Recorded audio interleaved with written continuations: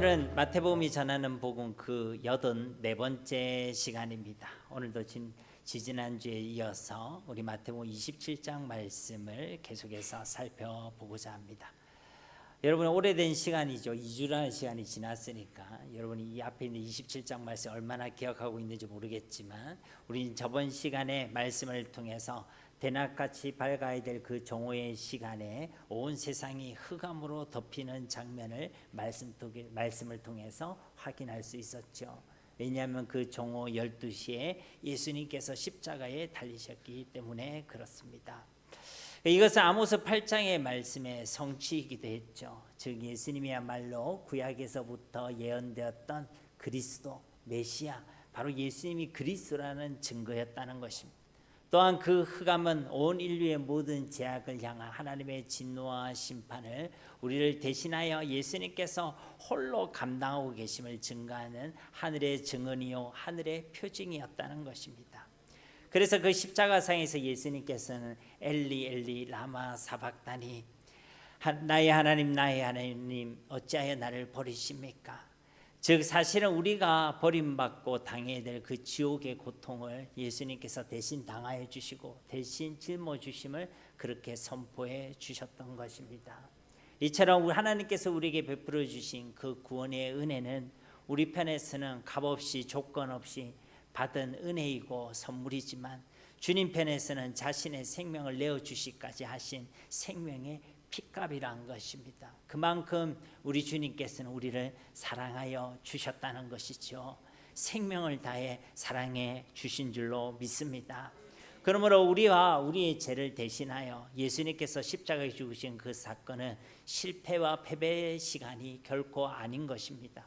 반대로 우리를 향하신 그 하나님의 사랑이 확정된 시간이고, 지난 시간에도 말씀을 통해 함께 나누었듯이 성소 휘장이 위로부터 아래까지 찢어져 둘이 된 것 같이 히브리서 10장 말씀처럼 주님의 그 몸을 찢으심으로 죄인된 우리가 이제 하나님을 만날 수 있는 구원의 길이 우리 가운데 활짝 열리게 된 그런 언약의 말씀이 성취된 사건이고, 또 땅이 진동하고 바위가 터지며 무덤이 열리게 된 것 같이 모든 사탄의 나라와 권세가 흔들리고 깨뜨려지고 사망과 죄와 저주의 권세가 무너지는 승리의 사건이 된 줄로 믿습니다. 그래서 이 예수님의 그 죽으시는 사건을 통해 그제서야 이것을 지켜보는 자들이 뭐라고 고백했죠?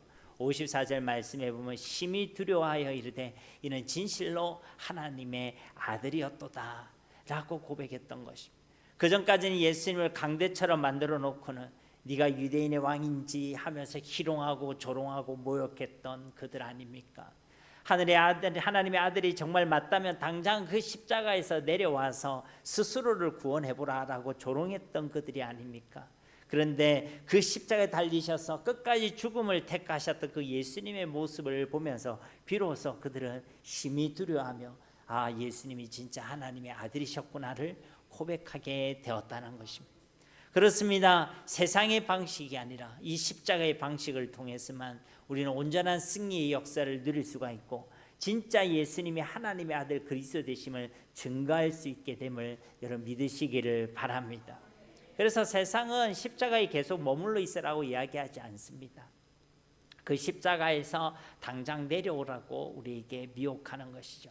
할 수만 있다면 그 십자가를 멀리하라고 말하고, 할 수만 있다면 그 십자가를 무거워하라고 이야기하고, 할 수만 있다면 그 십자가를 피하고 십자가를 해서 우회하라고 이야기하고, 할 수만 있다면 그 십자가를 뒤로 다음으로 미루라고 이야기하는 것입니다.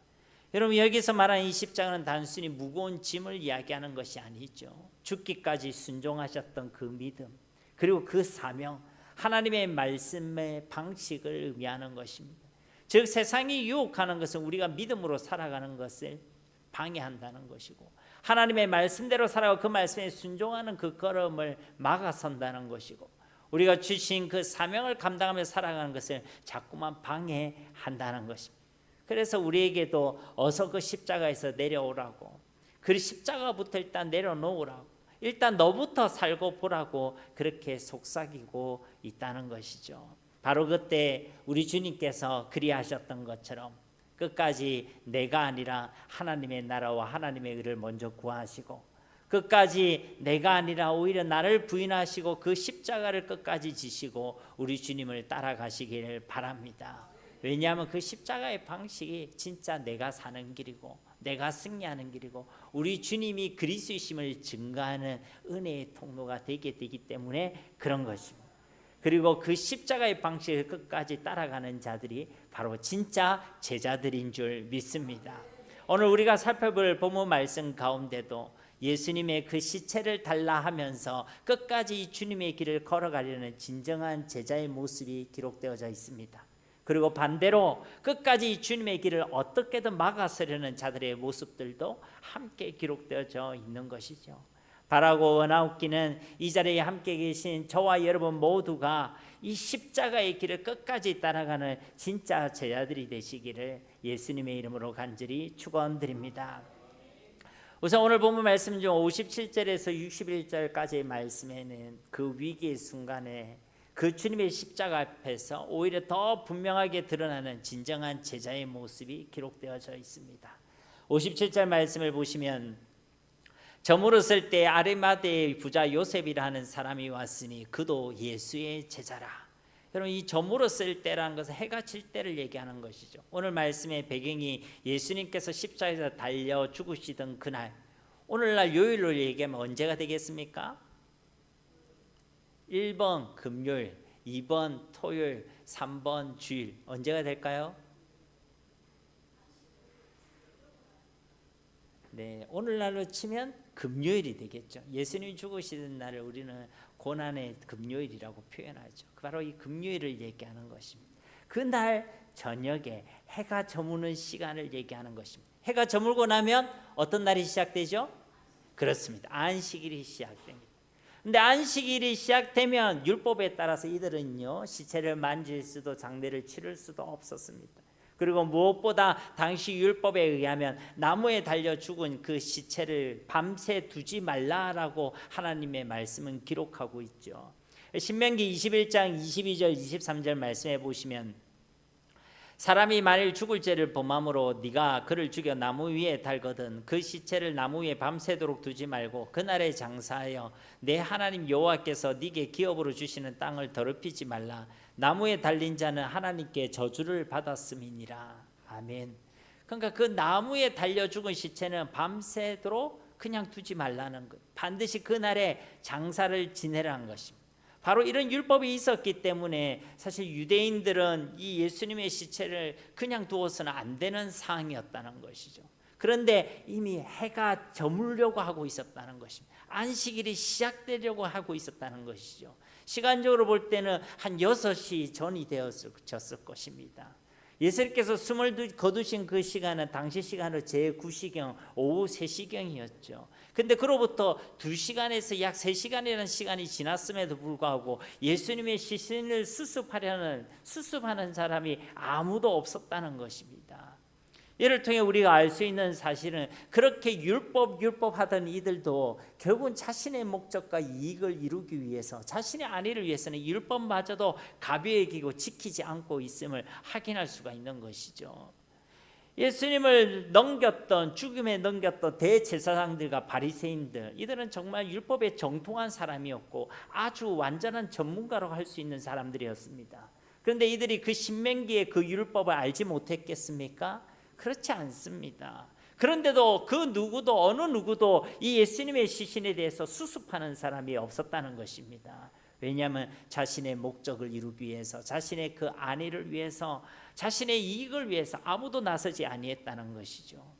오늘날도 이렇게 신앙생활하는 그리스도인들이 있을 수 있습니다. 평소에는 그렇게 말씀하면서도 정작 자신의 이익과 목적에 부딪히게 되면 자신의 안위를 위해서라면 말씀을 어디 오간 데도 없고 세상을 택해버리고 세상으로 도망해버리고 믿음의 방식보다는 세상의 방식과 인본주의를 택하고 하나님의 나라와 하나님의 영광보다는 자신의 잘됨과 자신의 정욕을 택하고 하는 그런 그리스도인들이 많이 있을 수 있다는 것입니다. 또한 우리가 이 사실을 통해 알 수 있는 두 번째 사실은 그만큼 이 사람들이 이 일을 두려워하고 있음을 알 수가 있는 것이죠.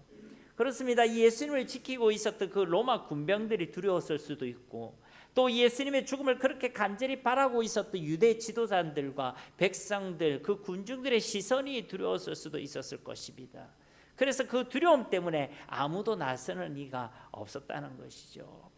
그리고 역시 오늘날도 이렇게 눈치 보는 신앙을 가진 그리스도인들이 있습니다. 가정에서, 직장에서, 아니면 학교에서 이웃들과 만남 속에서 내가 예수를 믿고 예수를 따른다는 그 정체성을 부끄러워하고 숨기고 있는 사람이 있을 수 있다는 것이죠. 왜 그렇죠? 남들한테 손가락질 당할까 봐, 남들에게 아니면 회사 생활에, 직장 생활에, 사람과 관계 속에서 어떤 불이익을 당할까 봐, 그런 두려움과 불안함으로 눈치를 보는 신앙을 가진 그리스도인들이 있을 수 있다는 것입니다. 사랑하는 성도님 여러분, 적어도 우리 세계교회 모든 성도님들은 자신의 이익과 자신의 목적과 아니 때문에 말씀을 떠나고 예수님을 버리는 자들이 아무도 없기를 간절히 소망합니다. 많은 사람들의 시선과 불이익 앞에서도 끝까지 말씀을 택하고 예수님을 자랑하고 결코 눈치 보지 않고 담대할 수 있는 그런 진짜 제자들이 되시기를 주님의 이름으로 축복합니다. 아무튼 그렇게 안식일이 시작되려고 하고 있고, 그렇지만 예수님의 시선을 수습하기 위하여 아무도 나서지 않는 그런 급박한 때에 생각지도 못한 한 사람이 등장하고 있습니다. 그가 누구지요? 예, 맞습니다. 아리마대의 부자 요셉이라는 사람입니다. 그는 이전에 한 번도 성경에서 언급되지도 못했던 사람입니다. 그런데 놀랍게도 모든 사복음서에서 이 아리마대 사람 요셉을 바로 예수님의 시신을 습습한 인물로 기록하고 있다는 것입니다. 여러분, 사복음서 모두에 이 기사를 기록하고 이 이름을 똑같이 언급하고 있다는 것은요, 이 아리마대 요셉이 그만큼 중요한 사람, 중요한 일과 대단한 사명을 감당했다는 것을 우리에게 알려주고 있는 것이죠. 여러분, 이 아리마대 요셉에 대한 각 복음서의 증언을 살펴보면요, 먼저 마가복음 15장 43절 말씀을 보시면 아리마대 사람 요셉이 와서 당돌이 빌라도에게 들어가 예수의 시체를 달라 하니 이 사람은 존경받는 공회원이요 하나님의 나라를 기다리는 자라. 아리마대 요셉이 빌라도에 가서 당돌이 담대하게 용감하게 빌라도에게 요청했다는 거예요. 예수님의 시체를 달라. 근데 이 사람은 어떤 사람이었냐? 존경받는 공회원, 사내들인 그 공회의 회원이었다는 것입니다. 그리고 하나님의 나라를 기다리던 사람이었다는 것이죠. 당시 유대의 종교 지도자 그리고 정치 지도자 중에 한 명이었다는 것입니다. 그러니까 지위도 대단한 사람이고 사람으로부터 존경을 받기도 하고 명성도 대단한 사람이었다는 것이죠. 유대인 중에 유대인이었다는 것입니다. 그렇지만 그는 하나님의 나라를 기다리던 자라는 것입니다. 그것은 죽기만을 기다렸다는 것이 아니라 메시아 그리스도를 기다리고 있었다는 것입니다. 그 메시아에 대한 그 언약을 기억하고 믿음으로 대망하던 그런 사람이었다는 것이죠. 누가복음 23장 50절과 51절 말씀에도 공회 의원으로 선하고 의로운 요셉이라는 사람이 있으니 그들의 결의와 행사에 찬성하지 아니한 자라. 그는 유대인의 동네 아리마대 사람이요 하나님의 나라를 기다리던 자라. 아리마대는 이스라엘 북쪽에 위치한 도시죠. 근데 그 출신인데 그에 대한 여기에 누가복음의 추가적인 설명을 보면 그들의 결의와 행사에 찬성하지 아니한 사람이란 것입니다. 그 사내들은 공회에서 예수님에 대해서 사형의 판결을 내렸죠. 죄가 없는데도 막 거짓 증언들과 거짓 증인들을 세워서 이 예수님을 결국 사형이라는 판결을 내렸던 해입니다. 그런데 그 결의와 행사에 찬성하지 아니했던 자가 바로 이 아리마대 요셉이라는 사람이란 것이죠. 요한복음 19장 38절 말씀에도 보면 아리마대 사람 요셉은 예수의 제자이나 유대인이 두려워 그것을 숨기더니 일 후에 빌라도에게 예수의 시체를 가져가기를 구하며 빌라도가 허락하는지라 이에 가서 예수의 시체를 가져가니라. 이 아리마대 요셉이 어떤 사람이냐? 일단은 예수님의 제자라는 것이 오늘 말씀의 증언과 일치하는 것입니다. 그러나 그것을 어떻게 하고 있었다고요? 숨기고 있었다는 것입니다. 왜냐하면 그도 유대인들이 두려워서 평소에는 예수님이 살아생전에는 그것을 숨기고 있었다는 것이죠. 그런데 그것을 언제 드러났냐? 예수님의 죽음 앞에 십자가 앞에서는 그것을 드러냈다는 것입니다. 오늘 57절 말씀에 보면 그도 예수님의 제자라라고 말씀하고 있죠. 이 아리마대 요셉이 바로 예수님의 제자임을 밝히고 있는 것입니다. 결국 예수님에 대한 공의 판결에 이 아리마대 요셉이 왜 반대했느냐? 그가 이 예수님의 제자였기 때문이라는 것이죠. 예수님을 믿는 사람이었고 예수님을 따르는 사람이었고 예수님이 메시아이고 그리스도이심을 인정하던 사람이었다는 것입니다. 그리고 이 아리마대 사람 요셉이 하나님의 나라를 기다리는 자라는 말씀 역시도 이 요셉이 예수님이 그리스도이심을 분명히 믿는 자임을 증거하고 있는 것이죠. 나아가 이 마태복음에서만 이 아리마대 사람 요셉에 대해서 한 가지 사실을 굳이 더 밝히고 있는데 그것은 바로 그가 부자라는 거예요. 부자라는 것을 밝히고 있습니다. 왜 마태복음은 이 아리마대 요셉에 대해서 그가 굳이 부자라는 것을 밝히고 있겠습니까? 첫째는 이 아리마대 사람 요셉이 예수님을 시신을 수습하는 것 그 역시도 바로 하나님의 말씀의 성취임을 말씀해 주기 위함인 것입니다. 이 마태복음의 이 독자들, 이 마태복음의 주된 대상자들은 이 유대인들이 주된 대상자들이었거든요. 그래서 계속 구약 말씀을 인용하고 그 말씀의 성취, 그 말씀대로 오신 분이 예수님이다라는 것을 계속 증거하고 있는 것이 이 마태복음입니다.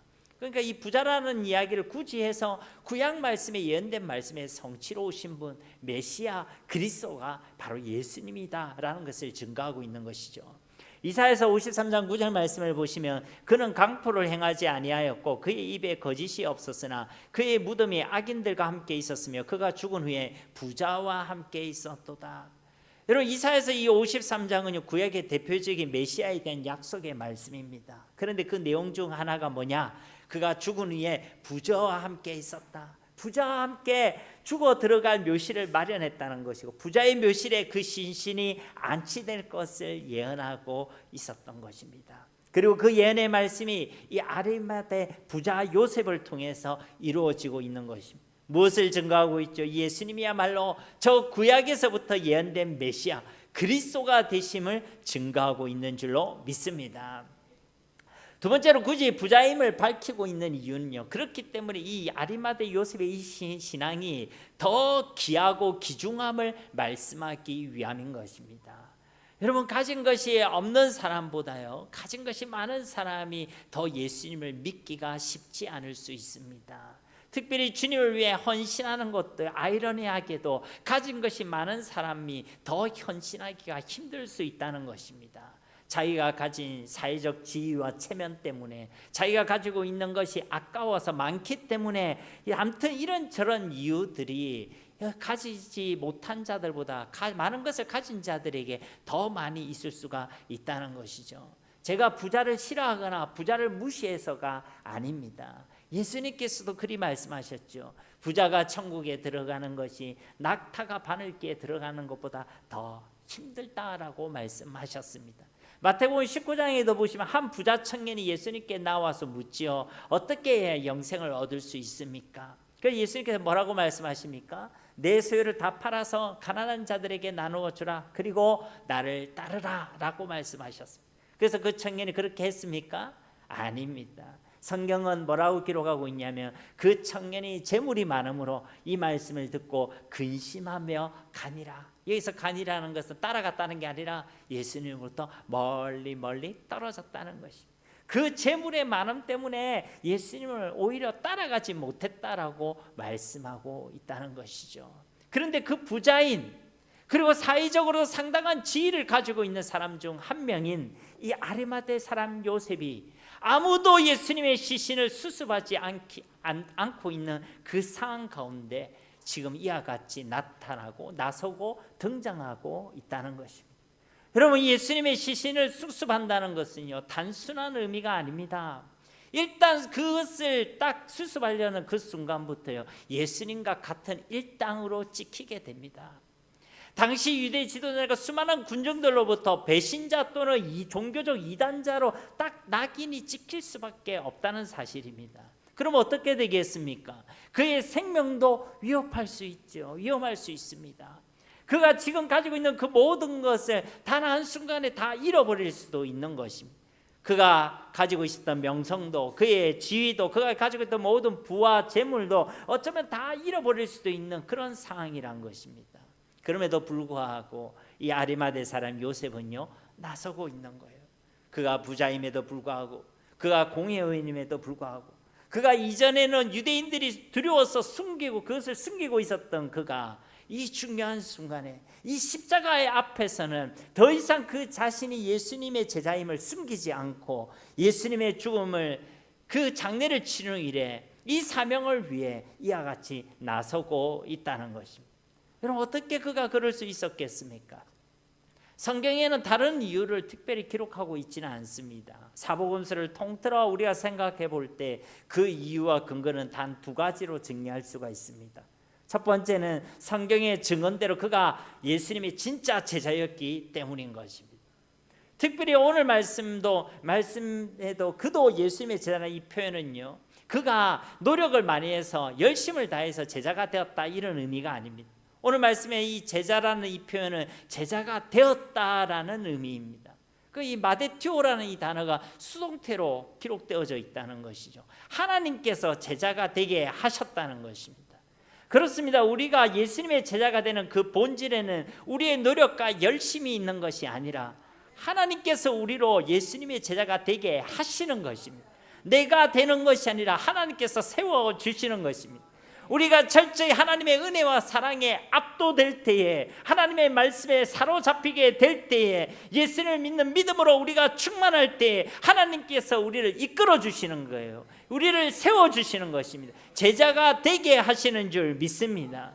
그래서 이 아리마대 요셉은요, 더 이상 자신을 숨길 수가 없었던 것입니다. 단순히 그가 이제 없던 용기가 생겨났다, 용감해졌다는 것이 아니라 더 이상 그 자신을 숨길 수 없는, 견딜 수 없는 뜨거운 은혜가 그의 심령 가운데 넘쳤다는 것이죠. 그래서 모두가 두려워하고 있고 모두가 눈치를 보고 모두가 외면하고 있는 이때에 이와 같이 그 주님의 죽으심을 장례하기 위해 모든 것을 다 잃어버릴 각오까지 하면서 나서고 있는 거예요. 마치 죽으면 죽으리라 라는 그 고백과 같이 나서고 있다는 것입니다. 그렇습니다. 사랑하는 성도님 여러분, 진짜 제자는 결코 숨겨지지 않는 줄로 믿습니다.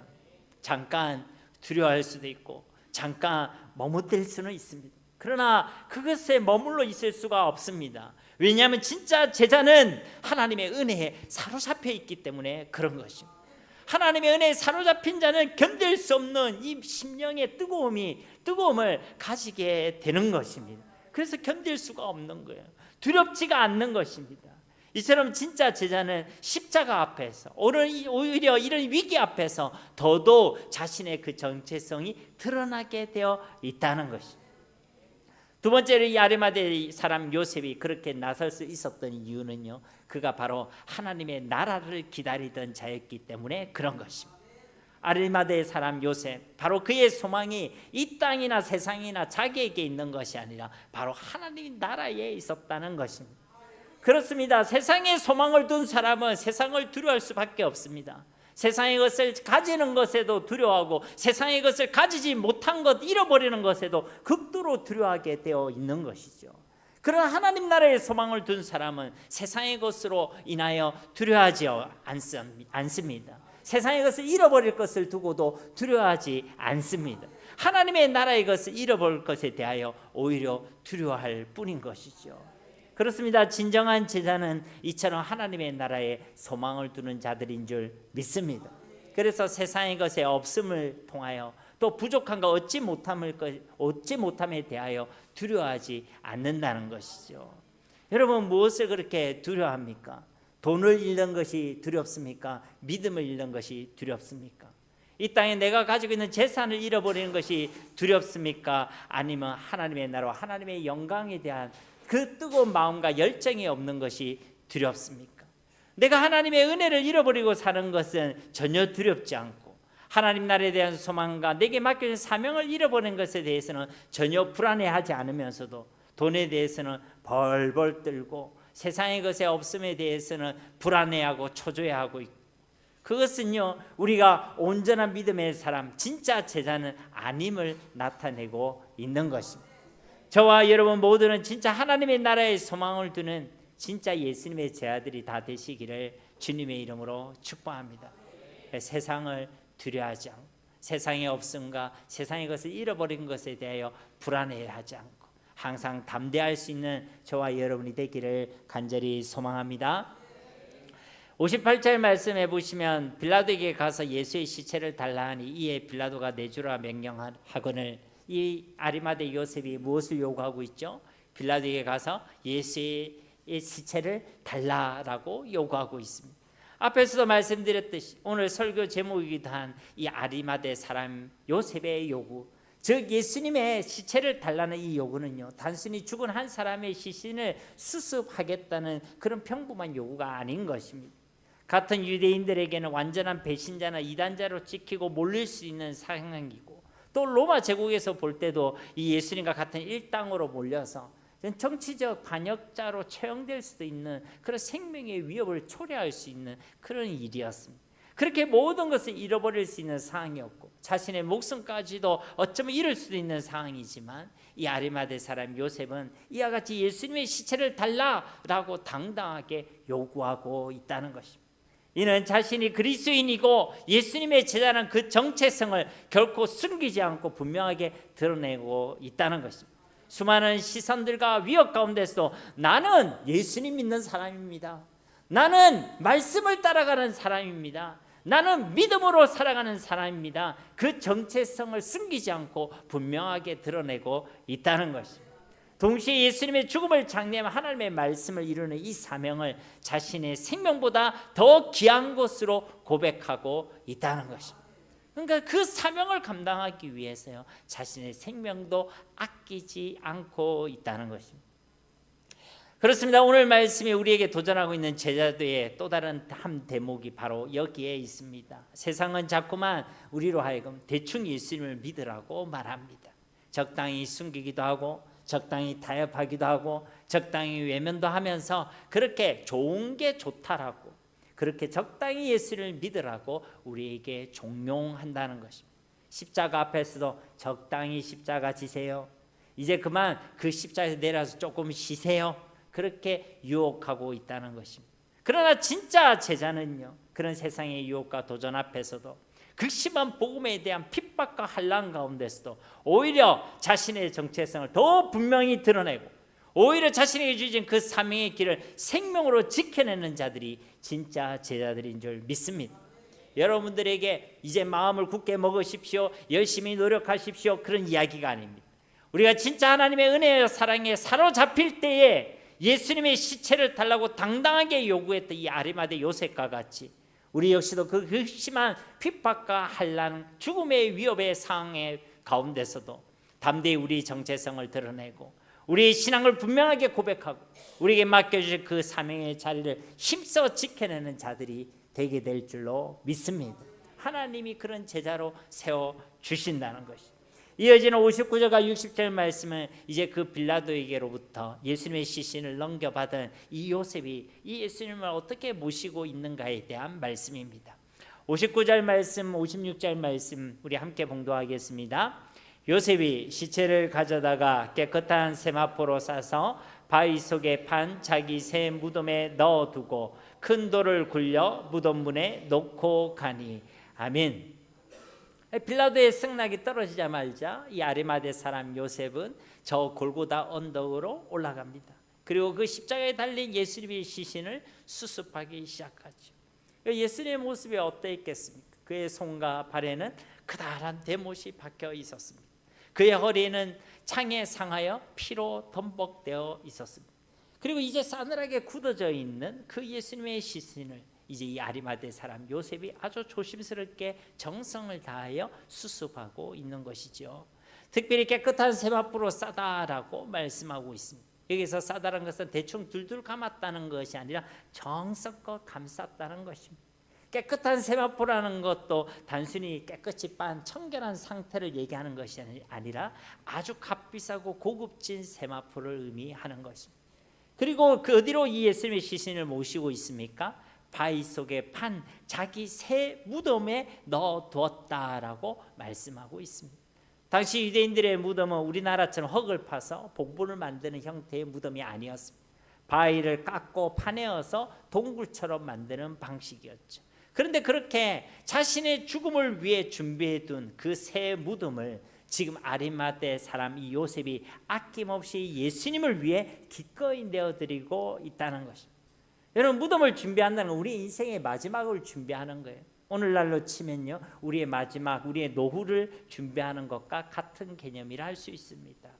그런데 그렇게 자신의 미래를 위해, 자신의 마지막을 위해, 자신의 노후를 위해 준비해둔 그것까지도 우리 주님께 아낌없이 기꺼이 내어드리고 있다는 것입니다. 단순히 그가 물질에 대하여 해탈하고 그의 소욕이 작아져서가 아니라 그가 그만큼 예수님을 더 귀한 것으로, 가장 귀한 것으로 믿고 확신하고 있었다는 것입니다. 그렇습니다. 진짜 제 아들은 이와 같이 예수님을 가장 귀한 것으로 고백하는 자들인 줄 믿습니다. 이런 믿음이 있는 사람은 앞서 우리가 살펴보았던 향유옥합을 깨뜨려서 예수님께 아낌없이 부었던 그 한 여인과 같이, 그리고 오늘 말씀에 자기 마지막 준비라 할 수 있는 그 새 무덤을 조금 더 아까워하지 않고 기꺼이 주님께 내어주었던 이 아리마대 요셉과 같이 우리의 모든 것을 주님께 아낌없이 드릴 수 있게 되고 세상의 그 어떤 것과도 주님을 바꾸지 않게 되는 줄로 믿습니다. 그래, 이런 믿음으로 주님을 대하고 이런 믿음으로 주어진 삶을 살아내는 자들이 진짜 제 아들이라는 것이죠. 그래서 나중에 이 무덤은 어떻게 됩니까? 주님께 홀라당 빼앗기게 됩니까? 아니지요. 이 무덤은 그 주님의 부활을 가장 먼저 증가하는 가장 복된 장소가 되게 된 줄로 믿습니다. 주님은 우리에게 빼앗는 자들이 아닙니다. 주님은 우리에게 후히 주시고 꾸짖지 아니하시고 흔들어 넘치도록 주시는 분이 바로 우리 하나님이신 줄 믿습니다. 그러므로 자신의 만족과 즐거움에는 아끼지 않으면서 주님께는 인색한 자들이 결코 되지 마시고 정말 예수님을 가장 귀한 것을 깨닫고 믿음으로 확신하셔서 주님께 결코 아끼지 않는 자들, 우리 주님을 위해 항상 즐거이 헌신하는 자들이 다 되시기를 예수님의 이름으로 축복합니다. 이어지는 61절 말씀에는 이 아리마대 사람 요셉 외에도 또 다른 진짜 제 아들이 있었음을 말씀해 주고 있죠. 61절 말씀을 보시면 거기 막달라 마리아와 다른 마리아가 무덤을 향하여 앉았더라. 그 죽음의 현장에 또 누가 있었다는 것입니까? 막달라 마리아와 또 다른 마리아.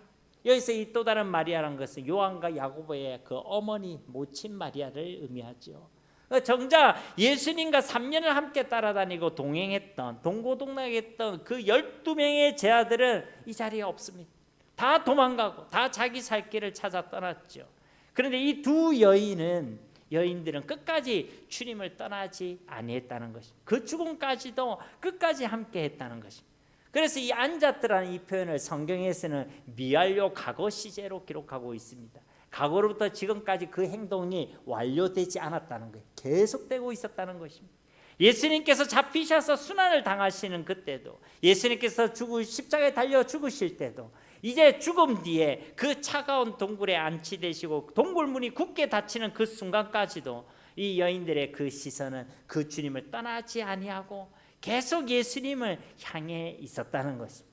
그렇습니다. 사랑하는 성도 여러분, 결코 주님을 떠나지 않을 것입니다 라고 호언장담해 놓고는 정작 위기가 오고 생명 위협을 만나고 십자가 앞에서는 언제 그랬냐는 듯이 주님을 외면하고 주님을 모르쇠 하고 주님을 배신하고 주님을 떠났던 그 12명이 아니라 이 십자가 앞에서도 평안할 때나 그러지 못할 때나 항상 주님을 바라보고 주님과 함께하는 자들, 끝까지 그 주님의 곁을 지키는 자들이 진짜 제자들인 줄로 믿습니다. 이렇게 끝까지 예수님의 길을 따라 걸으려는 자들이 있는가 하며 반대로 끝까지 이 주님의 길을 막으려는 자들도 있습니다.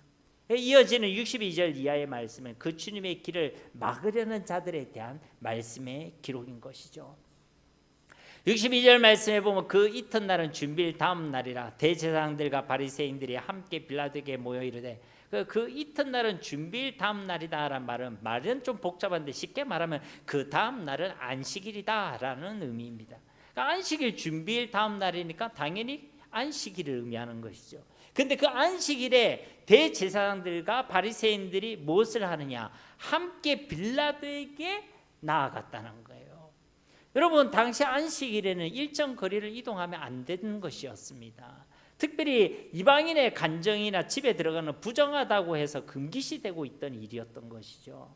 그런데 여기서 언급된 대제사장들, 그리고 바리새인들, 이들이 어떤 자들입니까? 율법에는 목숨을 거는다고 이야기하는 자들 아닙니까? 그런데 이런 자들이 지금 이방인의 간정에 들어가고 있다는 거예요. 자기 앞서도 말씀드렸듯이 자기 이익과 목적과 안위를 위해서는 그렇게 말씀하던 자들이 그 말씀을 아무렇게나 뒤로 던져버리고 있다는 것입니다. 말씀이 중요하다고 입술은 이야기했는데 정작 이들의 삶을 보면 자기가 더 중요한 거예요. 말씀보다 내가 더 중요하다는 거예요. 말씀보다 나의 잘됨과 나의 안위가 훨씬 더 중요하다는 거예요. 말씀보다 내 즐거움이 더 중요하다는 거예요. 성경은 이것을 뭐라고 얘기하느냐? 위선이라고 이야기합니다. 저와 여러분의 믿음과 삶이 이런 위선이 아니라 진짜 믿음, 진짜 믿음의 삶이 될 수 있기를 간절히 소망합니다. 아무튼 이들이 그렇게 중요하다고 외치는 그 율법까지도 무시하면서요, 그 안식일에 이들은 빌라도 이방인의 간정에 몰려갔습니다. 63절 말씀을 보시면 주여 저 속이던 자가 살아있을 때에 말하되 내가 사흘 후에 다시 살아나리라 한 것을 우리가 기억하노니, 예수님을 가리켜 뭐라고 얘기하느냐? 저 속이는 자라고 부르고 있죠. 한마디로 예수님이 사기꾼이고 미혹하는 이단자라는 것입니다. 그러면서 이들은요, 무엇을 기억하고 있냐면 예수님께서 생전에 하신 말씀을 기억하고 있어요. 그래서 보면 저 속이던 자가 살아있을 때 이렇게 말했습니다. 내가 사흘 후에 다시 살아리라 한 것을 우리가 기억하고 있습니다. 참 재미있죠. 12 제자들 중에 그 누구도 이것을 기억하는 사람이 없고 믿는 사람이 없어서 다 도망했는데, 아이러니하게도 이 예수님을 핍박하고 죽게 만든 그 원수들은 이 예수님의 말씀을 분명하게 기억하고 있다는 거예요. 그래서 그 예수님의 부활을 이처럼 두려워하고 있다는 것입니다. 그렇습니다. 우리의 원수가 진짜 두려워하는 것은 우리가 아닙니다, 여러분. 십자가가 아니에요. 여러분들이 아무리 마귀 앞에서 십자가를 내밀고 마늘을 던지고 팥을 뿌려도 마귀가 두려워하는 게 아니에요. 우리 원수가 진짜 두려워하는 것은 바로 예수님의 죽으심과 부활하심, 이 십자가의 복음밖에 없는 줄로 믿습니다. 여러분, 세상이 또 아까 원수가 자꾸만 교회를 핍박하고 이 땅의 그리스도인들을 자꾸만 미혹하는 이유는요, 그들이 단순히 힘이 세서가 아니에요. 이 복음 때문입니다. 이 복음의 능력이 있기 때문에 그런 것입니다. 이 복음 앞에서 모든 죄와 저주와 사망의 권세가 다 박살나고 깨뜨려지기 때문에 사탄은 이것을 방해하고 이것을 막아서려고 하는 것입니다. 여러분, 우리에게는 이 복음이 있는 줄로 믿습니다. 이 제자들은요, 정작 이 부활의 복음을 믿지 못하고 기억하지 못해서 세상을 두려워하고 도망했습니다. 근데 반대로 세상과 원수들은요, 이 부활의 주님을 기억하고 이 부활의 주님이 두려워서 어떻게든 이것을 막으려 하고 어떻게든 이것을 방해하려고 안달하고 있다는 것이죠. 사랑하는 성도 여러분, 진짜 이 부활의 주님을 믿으시기를 간절히 소망합니다. 그러면 세상이 두렵지 않습니다. 도리어 세상이 우리를 두려워하게 될 것이고 우리는 반드시 이기고 승리하게 되는 것입니다. 이어지는 64절부터 66절까지 말씀은 결국 이 부활의 주님이 두려워서 이를 막으려는 원수들의 발악과 같은 그 방해에 대한 세부적인 내용의 말씀이죠. 64절 말씀에 보시면 그러므로 명령하여 그 무덤을 사흘까지 굳게 지키게 하소서. 그의 제자들이 와서 시체를 도둑질하여 가고 백성에게 말하되 그가 죽은 자 가운데서 살아났다 하면 후의 속임이 전보다 더 클까 하나이다 하니, 그 한마디로 예수님의 무덤을 굳게 지켜달라는 거예요. 예수님께서 사흘 후에 다시 살아날 것을 말씀했으니까 최소한 사흘 동안은 굳게 지켜달라는 것입니다. 안 그러면 그의 제자들이 그 시체를 도둑질 해놓고는 예수님이 다시 살아나셨다, 예수님이 부활하셨다, 그런 거짓 정과 거짓 선동을 할 수도 있다는 것이죠. 그러면 더 큰 소요와 난리가 일어날 것이니까 꼭 그렇게 하셔야 됩니다 라고 이 제사장들과 바리새인들이 바로 유다 총독인 빌라도에게 요구하고 있는 것입니다. 그래서 빌라도가 어떻게 합니까? 65절 66절 말씀에 보시면 빌라도가 이르되 너희에게 경비병이 있으니 가서 힘대로 굳게 지키라 하거늘 그들이 경비병과 함께 가서 돌을 임봉하고 무덤을 굳게 지키니라. 아멘. 빌라도가 얘기하죠. 너희에게 경비병이 있다. 가서 힘대로 굳게 지키라 라고 말씀합니다. 근데 여러분, 여기에서 우리가 기억할 것은 당시 유대인들은 군사를 가질 수가 없었습니다. 그러니까 여기서 이 경비병이 있다라는 이 단어, 가지다는 단어인데 이 서술로 얘기하면 너희가 경비병을 가지고 있다 이 얘기고, 명령형으로 우리가 이것을 해석하면 경비병을 가지고 가라라는 의미로 이해할 수가 있죠. 저는 후자 쪽이 맞다라고 생각합니다. 이들은 군사를 가질 수가 없었죠. 그래서 지금 이 빌라도가 가지고 있는 데리고 있었던 그 군대를 데리고 가라라고 말하고 있다는 것입니다. 그러므로 이 경비병은요 단순한 오합지졸들이 아닌 것이죠. 당시 최강의 무력을 지닌 로마의 정예 부대를 이야기하는 것입니다. 그래서 최강의 군대를 보내면서 가서 힘대로 굳게 지켜라라고 명령했다는 것입니다. 그러니까 아주 제대로 지키라고 이야기한 것이죠. 어디 그뿐입니까? 그 돌에다가 임봉까지 하라라고 명령하죠. 그 무덤을 막았던 그 돌에다가 우리를 좀 임봉을 이렇게 해라는 것입니다. 여러분 총독의 그 임봉은요 로마 황제의 건세를 대신하는 것입니다. 그러니까 그것을 손대거나 훼손하는 것은 그 로마 황제를 거스르는 반역죄에 해당되는 것이죠. 그러니까 그것을 건들면 즉각 사형이라는 거예요. 현장에서 즉결 심판을 받게 되어 있다는 것입니다. 우리를 치면 건들면 죽인다. 이렇게 지금 무시무시한 선고를 내리고 있다는 것입니다. 빌라도가 왜 이런 조치를 취했겠습니까? 빌라도 역시도요 두려운 것이죠. 왜냐하면 그런 예수님이 죄가 없다는 것을 알고 있었습니다. 아는데도 사형 판결을 내렸죠. 왜? 사람의 시선을 위해 자신의 위치를 위해서. 그래서 이 빌라도가 더 악한 자라고 말씀을 드렸죠. 제가 어릴 때는 빌라도가 참 억울하겠다 이런 생각을 했거든요. 매주 빌라도 이야기를 하고 있으니까. 그런데 사실은 더 악한 자였다는 거예요. 그래서 그 역시도 예수님이 다시 살아나면 어떻게 되겠어요? 곤란해지죠. 그래서 그런 비싼 일이라도 결코 일어나지 않도록 이처럼 최강 군대를 보내서 임봉까지 쳐서 철저히 막아서고 있다는 것입니다. 이런 빌라도의 조치를 보면서 대제사장들과 바리새인들은 어떻게 했어요? 어떻게 했겠습니까? 신이 났겠죠. 안심이 됐을 것입니다. 야, 이 정도면 아무도 건들지 못할 것이다. 그들이 예수님의 이 부활에 관련된 이것들을 완전히 원천적으로 봉쇄했다라고 생각했겠지요. 그러나 그 결과는 어떻게 되었습니까? 우리 주님께서는 사흘 후에 진실로 다시 살아나셨습니다. 죄와 사망과 사탄의 권세를 깨뜨리시고 진실로 부활하셨습니다. 그러니까 이처럼 이중 삼종으로 그 주님의 길을 막아서려 했던 이 원수들의 방해와 그 음모들은 도리어 예수님의 부활이 진짜 역사적 사실임을 증거하는 확실한 통로가 되게 된 줄로 믿습니다. 이런 말씀을 맺도록 하겠습니다. 오늘 본 말씀은 우리에게 두 부류의 인생의 모습들을 아주 분명하게 대조하여 보여주고 있습니다. 한 부류는 모두가 두려움 가운데 도망치고 침묵하고 외면하고 있는 바로 그 위기 때 그 십자가 앞에서 도리어 자신의 모든 것을 다 버리고 죽음까지도 각오하면서 자신에게 주신 그 사명의 길을 걸어가고 지켜내고 그 주님을 위해 자신의 마지막 그 새 무덤까지도 아낌없이 내어드렸던 아리마대 요셉과 또 그 죽음의 공포 위협 가운데서 끝까지 주님 곁을 지켜냈던 이 여인들과 같이 그 어떤 상황 가운데서 끝까지 주님을 따라갔던 진짜 제 아들의 모습이 첫 번째인 것입니다. 그리고 또 다른 한 부류의 사람들은 반대로 이 주님의 길을 어떻게든 막아서려는 자들의 모습입니다. 이들은 평소에는 말씀하면서 그렇게 신앙이 좋은 척하면서도 정작 자신의 위기와 자신의 안위와 자신의 잘된 자신의 목적을 이루는 일 앞에서는 십자가 앞에서는 언제든지 말씀을 떠나버리고 오히려 그 주님의 길을 막아서려는 자들이었습니다. 바라고 원하옵기는 우리 사랑하는 세계를 모든 성도님들은 진짜 예수님을 끝까지 따라가는 제 아들이 되시기를 주님의 이름으로 축복합니다.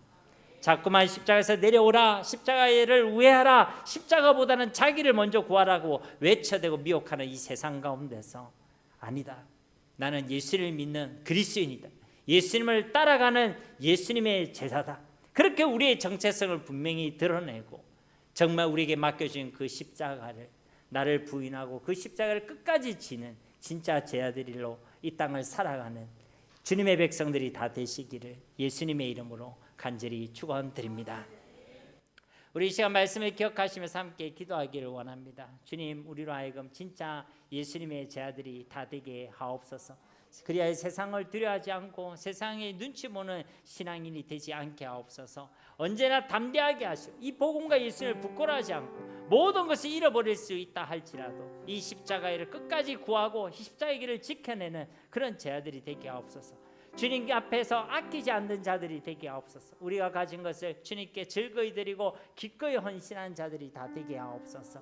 우리의 주신 사명을 생명으로 감당하게 하시고 정말 주님의 부활을 믿는 자들 되게 하셔서 하나님의 나라를 소망하게 하시고 세상을 두려워하지며 그 부활 신앙으로 날마다 이기고 승리하는 자들 되게 하옵소서. 우리 함께 이 시간 말씀을 기억하시면서 기도하도록 하겠습니다. 아버지 하나님 감사합니다. 우리로 진짜 예수님의 제자들이 다 되게 하옵소서. 세상을 두려워하지 않게 하옵소서. 세상을 눈치 보지 않게 하옵소서. 진짜 예수님 알게 하시고 예수님을 세상에서 가장 귀한 것으로 깨닫고 확신하게 하셔서 그 주님의 은혜와 사랑에 사로잡힌 진짜 제자들이 될 수 있도록 은혜 베풀어 주시옵소서. 그리하여 정말 이 복음과 예수님을 부끄러워하지 않게 하시고 그 죽음의 위기와 모든 것을 다 잃어버릴 수 있는 그 십자가의 길 앞에서도 예수님의 시체를 달라고 자신의 예수님의 제자임을 분명히 드러내고 끝까지 주님을 따라갈 것을 고백하며 끝까지 그 사명을 감당했던 오늘 말씀의 이 아리마대 요셉과 같이 하나님 진짜 제자들이 다 될 수 있도록 은혜 베풀어 주시옵소서. 그렇게 주님 앞에 아끼지 않는 자들이 되게 하여 주시옵소서. 우리의 가진 모든 것을 주님께 즐거이 드리게 하시고 아낌없이 드리게 하시고 기꺼이 헌신하는 헌신자들이 되어지게 하옵소서. 세상의 즐거움과 자기의 만족을 위해서는 아끼지 않으면서도 주님께 인색한 자들이 되지 않게 하여 주시옵소서. 우리가 주님께 드리는 것을 통하여 이루어 가실 하나님의 나라를 간절히 소망하게 하시고 항상 하나님의 기쁨이 되는 우리 모두가 되게 하여 주시옵소서. 우리에게 주신 그 사명을 생명으로 감당하게 하옵소서. 바쁘다고 핑계대지 않게 하시고 이런저런 이유로 미루지 않게 하시고 무겁다고 불평하고 외면하지 않게 하셔서 때를 얻든지 못 얻든지 담대히 주신 사명을 감당하게 하시고 일평생 생명으로 그 사명을 감당하는 충성스러운 주님의 제자들이 다 되게 하여 주시옵소서. 정말 주님의 부활을 믿는 자가 되게 하셔서 저 하나님의 나라를 소망하는 자가 되게 하시고 세상을 두려워하지 아니하며 저 부활 신앙으로 날마다 담대하게 하시고 이기고 승리하는 주의 백성들이 다 되게 하여 주시옵소서. 어떤 방해 가운데서도 하나님의 뜻은 이루어지고 믿음으로 승리하는 하나님의 영적인 비밀을 누리게 하여 주시옵소서. 감사드리며 예수님의 이름으로 간절히 기도드립니다. 아멘.